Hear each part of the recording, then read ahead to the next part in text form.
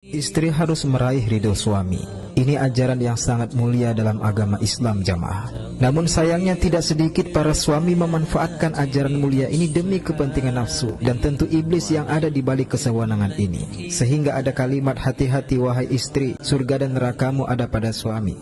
Hadis yang biasanya menjadi landasan penguatan pernyataan ini adalah hadis riwayat Ahmad nomor 19003 yang disahihkan oleh Imam Al-Albani dari Al-Husain bin Mihsan bahwa bibinya pernah mendatangi Nabi SAW untuk suatu keperluan konsultasi. Artinya bibi Al-Husain bin Mihsan ini pergi dari rumah suaminya untuk mendatangi Nabi SAW. Setelah urusan bibi Al-Husain bin Mihsan selesai, Nabi SAW bertanya kepadanya, apakah kamu mempunyai suami? Bibi Al-Husain bin Mihsan menjawab, ya Rasulullah.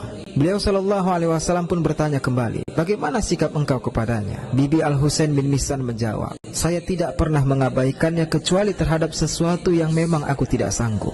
Maka beliau SAW bersabda, perhatikanlah akan posisimu terhadapnya, fa innama huwa jannatuka wa naruka. Sesungguhnya suamimu adalah yang menentukan surga dan nerakamu. Sehingga sebahagian orang hanya fokus kepada kalimat terakhir, yaitu kalimat fa innama huwa jannatuka wa naruka. Sesungguhnya suamimu adalah yang menentukan surga dan nerakamu. Padahal hadis ini konteksnya adalah, perhatikan, ada seorang wanita yang memiliki keperluan di luar rumahnya dan dia telah bersuami. Sehingga Rasulullah SAW menegaskan jangan sampai keperluan wanita itu di luar rumahnya menyebabkan dia mengabaikan suaminya. Sebab apabila suami tidak ridho dengan aktivitas istri di luar rumah, meskipun aktivitas itu baik sekalipun, misalnya para istri sibuk ke majelis taklim namun rumah berantakan misalnya, atau para istri pergi ke majelis taklim namun meninggalkan suami yang ingin bersenang-senang dengan istrinya sehingga suami menjadi tidak ridho, maka itu akan menyebabkan si istri sulit untuk masuk ke dalam surga.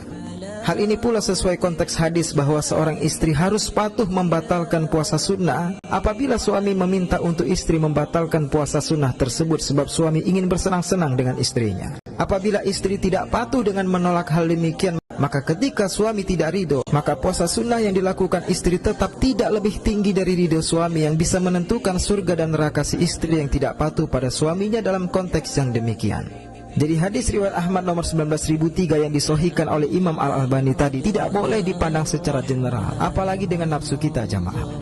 Maka lihatlah bagaimana perkataan Abu Darda kepada istrinya dan sampai saat ini menjadi salah satu nasihat bagi suami istri sepanjang masa. Kata Abu Darda kepada istrinya, wahai istriku, apabila engkau marah, aku akan berupaya membuatmu ridho kembali kepadaku. Artinya aku akan berusaha membujuk agar kemarahanmu reda. Maka begitu pula apabila aku marah, maka buatlah aku ridho kembali kepadamu. Kalau tidak demikian, betapa cepatnya kita akan berpisah. Maka suami istri saling meminta ridho. Ini yang tepat, jamaah.